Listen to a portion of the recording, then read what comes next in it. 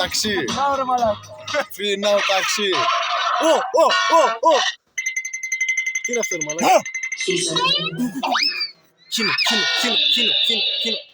Άντε ρε μαλάκα, τι είναι αυτό? Σε γαμό, πουτανά. Πάω, κλέβω δυο παιδιά. Τα πουλάω σε δυο Εβραίους και μου παίρνουνε το πέος γιατί είμαι και ωραίος. Εβραίος, πουλάω παιδάκια Αφρικανά, σοκολάτα.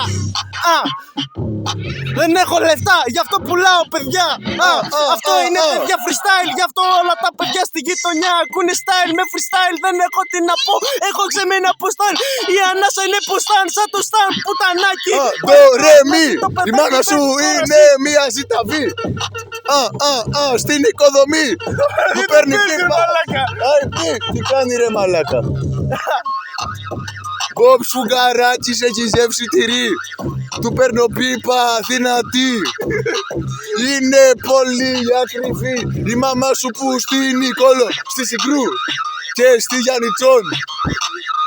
Την είδα να ράζουνε δυο τραφέλια έξω από το σύλλογο κουφών που με ακούνε στη διάπασον. Σκάνε τα ισία και γαμάω το Ξέρεις ποιον? Όχι το light. Πίνω Coca-Cola light.